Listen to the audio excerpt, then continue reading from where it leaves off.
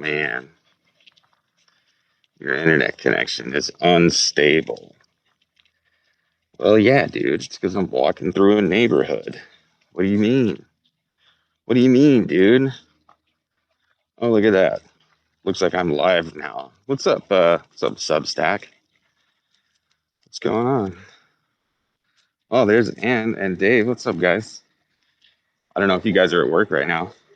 Uh, yeah, I think you're probably at work. I'm not sure what day it is. Um, what's up?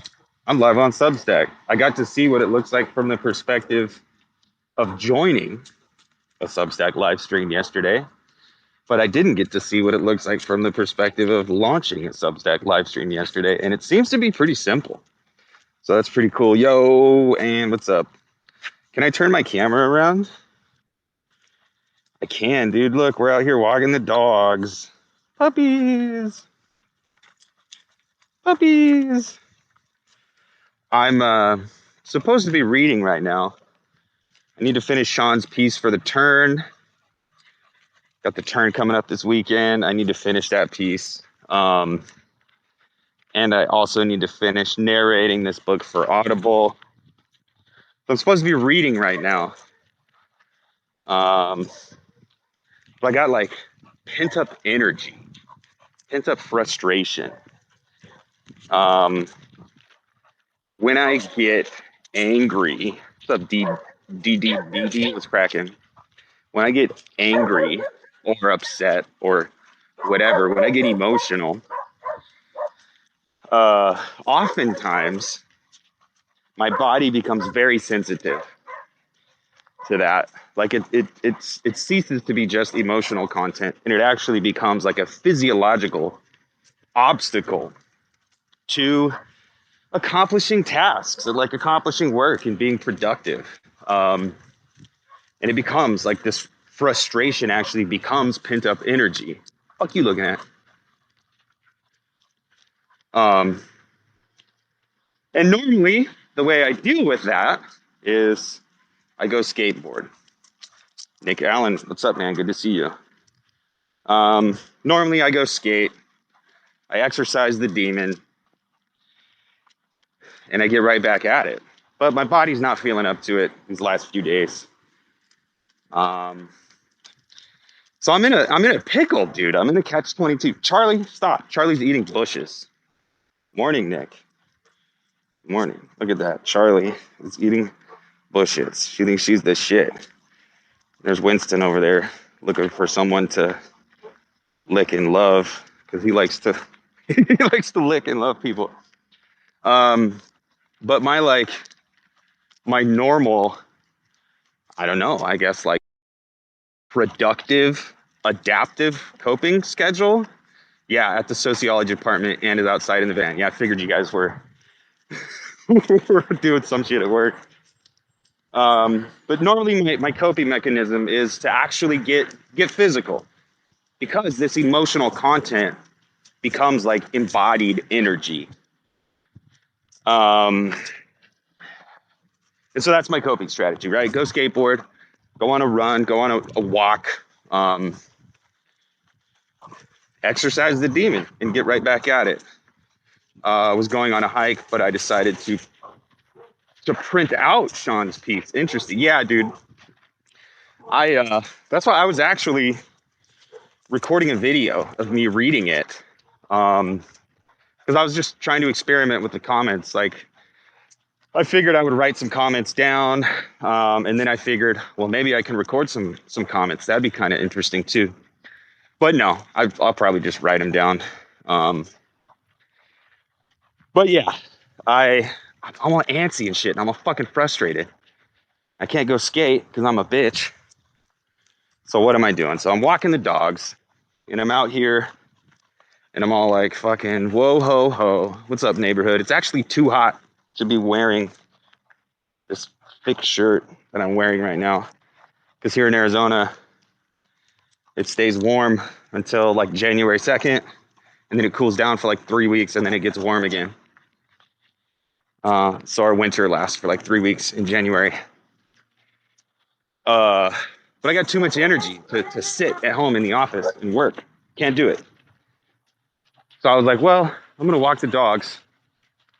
And that'll be cool. And then I was like, oh shit, I want to see what it's like to launch a Substack live stream. So that's what we're doing. We're launching a Substack live stream. And I'm trying to do all this as a way to kind of cope with this catch-22 I find myself in.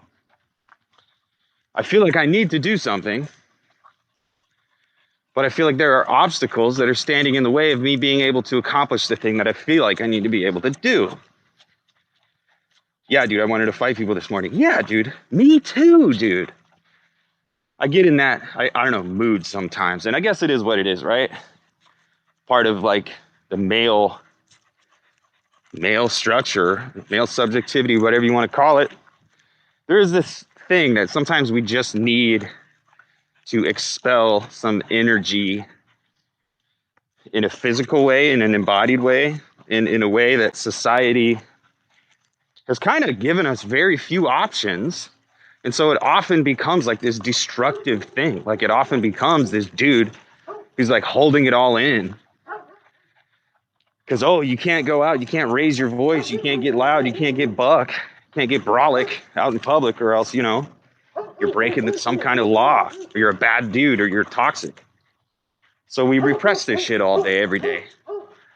And then when it all builds up to a point where we just can't control it anymore, it comes boiling over in an actually destructive act of like actual violence rather than something constructive and something adaptive. Just go to therapy. If you're aggro, it's all your fault for not being vulnerable enough. Yeah, that's the ideology, right? Go to therapy if you're aggro. It's your fault for being aggro. First of all, no.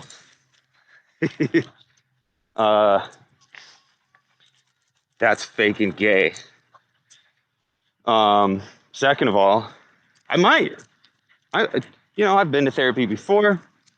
It might be something I would be willing to do again if someone wanted to pay for it. I probably wouldn't do it. Let's keep it real. I wouldn't do it. I've done it before. Doesn't work. My problems aren't these kind of like superficial things that can be solved by someone telling me what my problems are, because I already know what my problems are. And I also used to be a mental health care provider. I did cognitive behavioral therapy. Yeah, dude, it's not where it's at. And is laughing, or I can't see. I think Ant's laughing. I hope you're laughing, Ant. Or sweating, maybe. Yeah, that's what the world tells us, right? Go to therapy. Well, I don't want to go to therapy. I want to go do something physical. I want to go ride my skateboard. I want to go get in a fight, a mutual fight, like in some kind of sport, some type of combat sport, or even like team sports. Like football becomes a combat sport. It's like a tactical simulation of warfare. That's why football is so like compelling for fandoms and fanships or whatever, because it simulates war, and you have a home team and you have an away team and you have like a belonging, and you're like, yeah, our guys killed those guys. But that's socially sanctioned violence, and so it's okay to do that. Yeah, that's all it is, dude. I just need like I need a way to like physically express this emotional content that has like been transmuted through the magic of subjectivity into physical energy.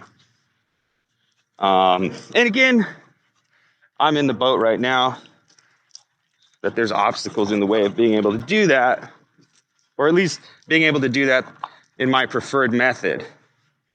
So I'm feeling impotent.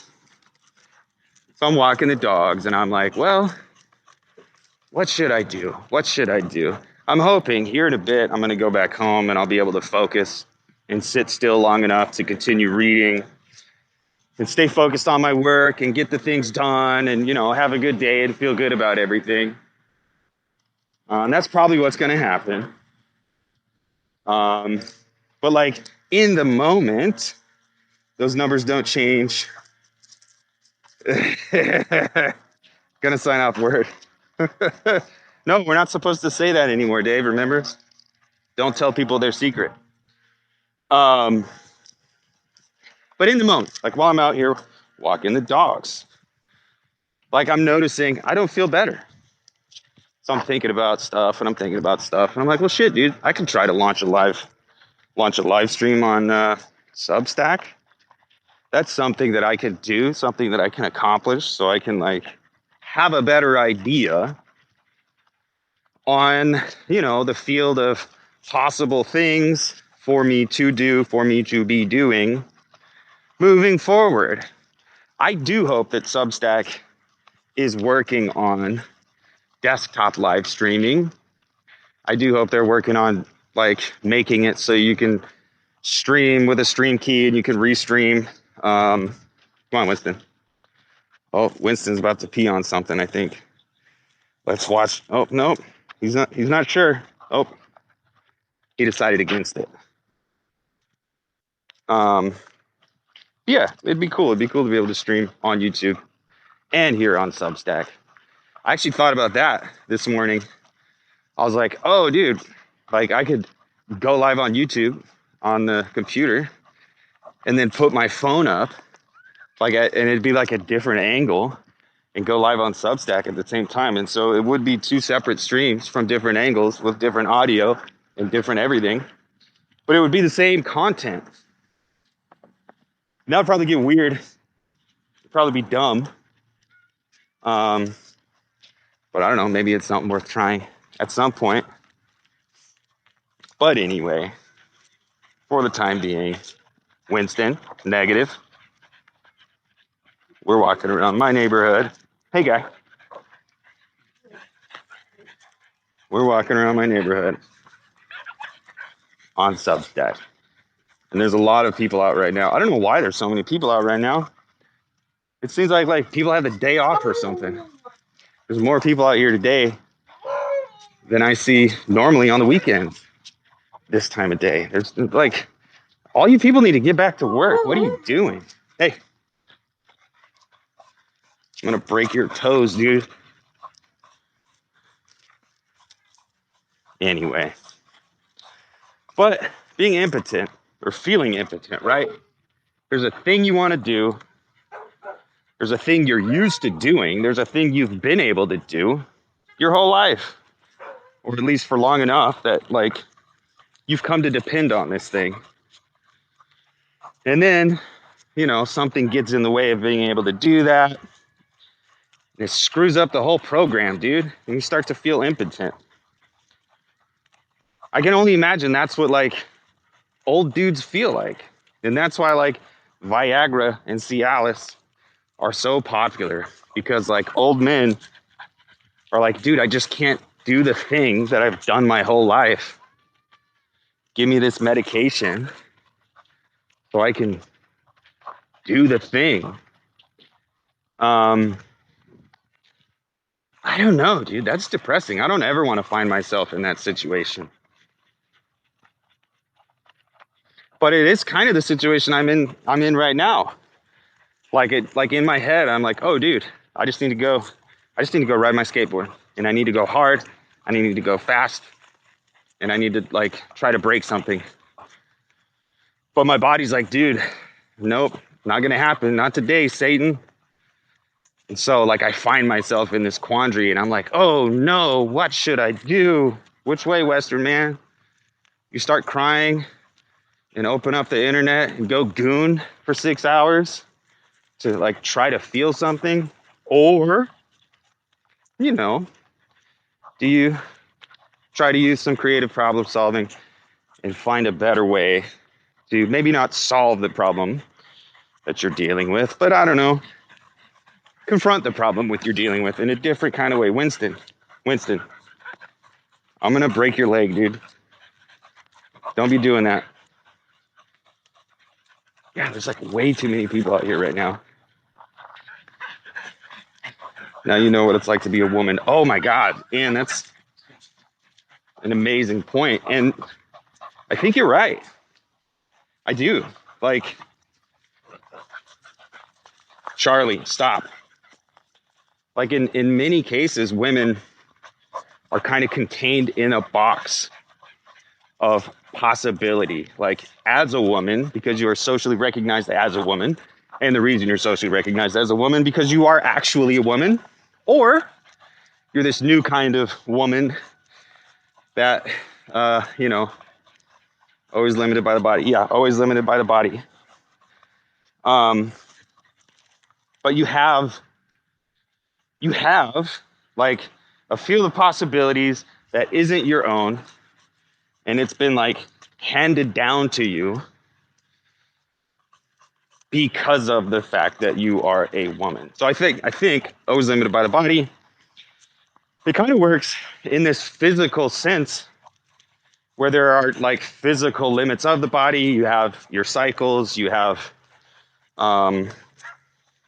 a different kind of precarity that males just don't have access to.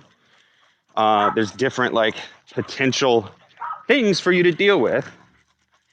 And there's also different limits, I think, on like the upward ability. Now, that's not to say that all men are necessarily more able than all women, but it is to say that in general, the male body tends to be more quote unquote able than the female body.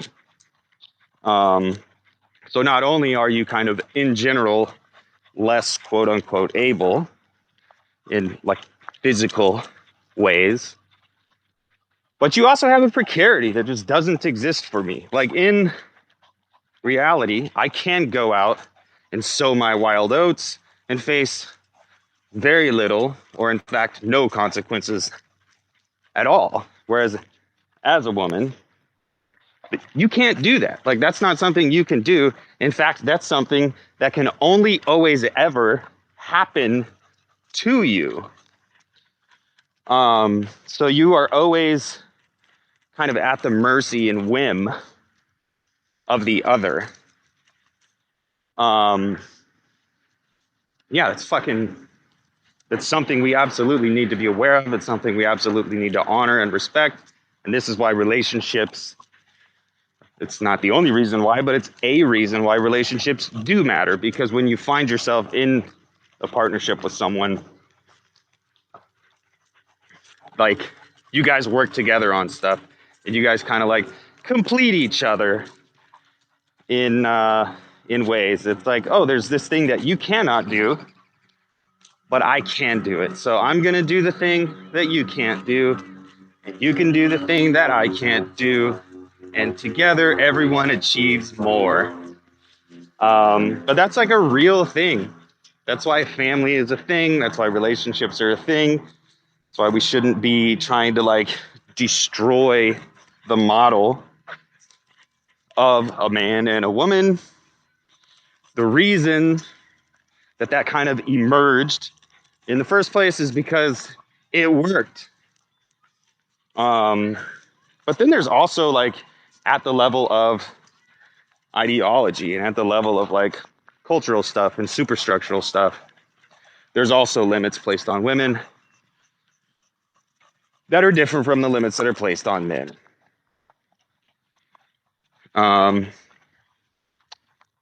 Oh, you're a late. Well, and that goes to you're either the coquettish waif, or you're the turbo bitch, and there's like nowhere in between. Whereas as a dude, what are the possibilities of dudes nowadays? I don't even know. I mean, I think of course there's the toxic masculinity thing. That's a possibility. And everybody wants to denigrate and disavow the toxic masculinity thing. Be like, oh, you have muscles, and oh, you lift heavy things, and oh, your voice gets loud. Ew, gross. But then the other possibility for like the male in today's world is the effete, the waif, right? The femboy, if you will. And look, I've known some quote unquote femboys in my time, which way Western men. Yeah, indeed. I've known some, I don't know, femboys or effete men or effeminate men. And I've known some dudes that just are that way, and that's cool. But I've also known some people that go out of their way to try to construct this thing for themselves because they try to fit into society's expectations. And that's when it becomes ideology. That's when it becomes annoying. That's when it becomes regressive. That's when it becomes a problem. Like, it's not a problem to just be the way you are, because that's just the way you are. But yeah, I don't know. Like, what other possibilities are there? Social possibilities. I don't know. I don't pay attention to that stuff. I mean, I do pay attention to it, but not really. I get exhausted. I don't like thinking about that stuff. I like thinking about other stuff. So it gets to a point where I'm just like, oh, it's all bullshit. It's all annoying, dumb, stupid, mindless bullshit. I'm gonna go pay attention to something else.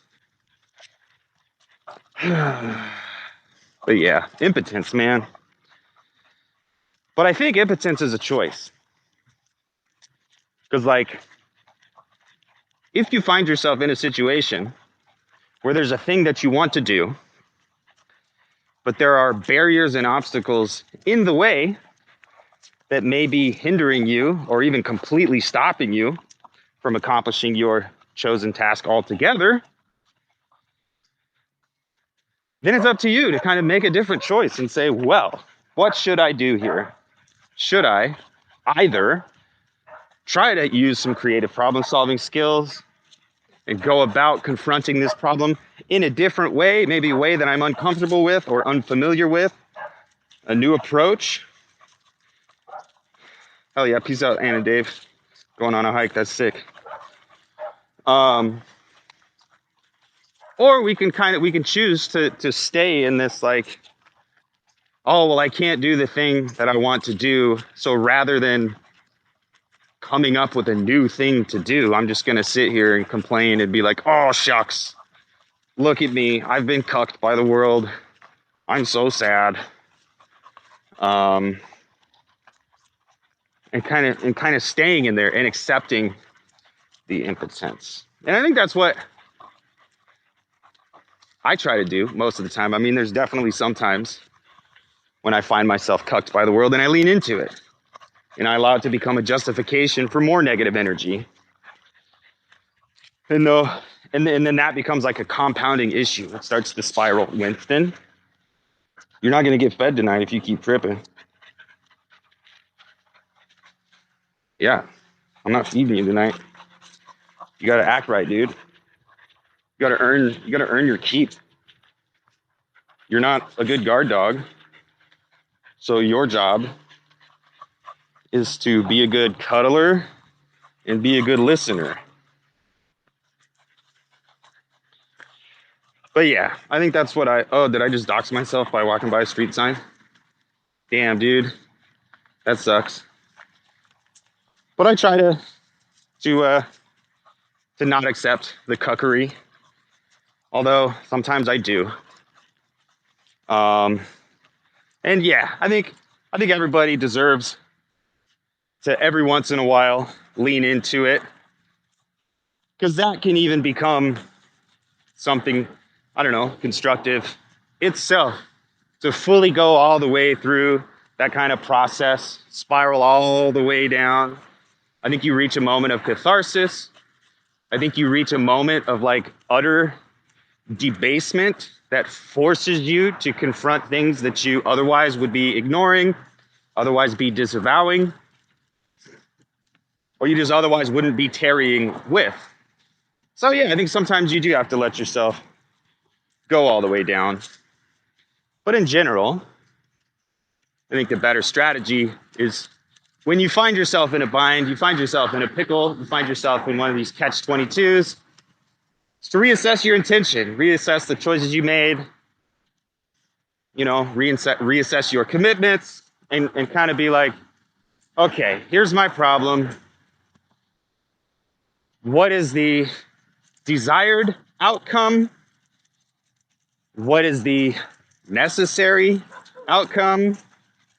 What are some potential outcomes? And try to do like this logical examination of, if A, then B, then C, and kind of weigh those options. But really kind of do this thing and be like, just because I'm stuck right now doesn't mean I have to stay stuck. What can I do to get myself unstuck? Blah, blah, blah. This is not rocket science. Nobody needs to hear this. I'm just saying it to myself because I'm the guy that needed to hear it right now. What's happening, Alex Sappington? Good to have you here. Just to catch you up, because I think I'm actually going to jump off here soon. Catch you up. I'm just testing out the live streaming on Substack. I didn't know about it until yesterday. Did that with Dave. And today, yeah, just doing more experimentation. Trying to get a little more comfortable with how it works and all that stuff. And this is my neighborhood. I'm walking my dogs. It's like, what time is it? It's like noon. And I'm wearing this heavy shirt and I'm sweating because here in Arizona, it's not cold enough to wear heavy ass shirts like this in the afternoon. But yeah, just walking around and kind of talking about, libido, right? I have a bunch of excess energy. My trusted, reliable method of dealing with that excess energy, that kind of built up frustration, pent up energy, anger, can't do it right now. So this is what I'm doing instead. I'm walking the dogs and thinking out loud as a way of coping with this restless, pent up energy and frustration that's keeping me from being able to do the work I need to do. But I do feel better than I did half an hour ago. So now I can go back home and keep reading Sean's piece because we're doing the turn this weekend. That's going to be sick. And hopefully I'll be able to stay focused and get a lot of work done for the rest of the day. And now I know a little bit more about live streaming here on Substack. So, hell yeah. I'm going to go. First thing I'm going to do when I get home, I'm going to have a cup of tea. I'm going to take this hot ass shirt off. I'm going to sit back down and get back to work. So, hell yeah. Peace out, everybody. Happy, it's not Christmas yet. It's going to be Christmas soon. So happy Christmas soon. It's good. I'm also investigating where to expel my pent up energy. Hell yeah, dude. Love that these streams are happening. I'm going to get on the bike. Hell yeah, dude. Hell yeah, Nick. Oh, yeah, man. Substack's cool, dude. And it just keeps getting better. I think it's really cool that one of the Substack staff was interacting yesterday with the stream. That's really cool. They keep growing, they keep expanding, they keep improving. I hope they bring desktop streaming capability soon, because I do prefer my computer. I don't really like being on my phone. So I would prefer to live stream from my normal live streaming setup. But it is also nice to be able to do it on the phone. And hey, this is different, right? This is really informal. It brings new possibilities for forms of communication, for how we communicate, stuff like that. But yeah, all you guys that are here right now, hell yeah, I hope you guys are having good days. Anyone that sees this in the future, hell yeah, I hope you have a good day. And I hope we all have a project. I hope we all have something that we're working on, something edifying, something fulfilling. I was in a cafe yesterday and wanted to tune in from my laptop. Yeah, you can't even watch on PC. That's the worst part about it, is that you can only watch the streams on mobile. But you know what? They'll get it there soon.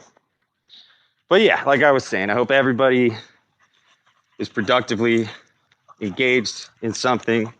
And I hope when you have these moments of energy, when you find yourself in these binds, you're able to get your way out of it in a constructive fashion so you can get back to work on whatever it is you're working on. I hope you find actualization and edification, because we all need that.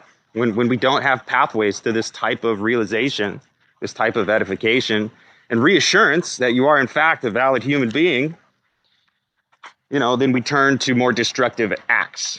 And there's too many of those in the world, and they just keep adding up. And at times it's too much to bear. But yeah, so happy holidays and all that good stuff, everybody. We'll see you soon. Tune into The Turn this weekend on Theory Underground. Peace.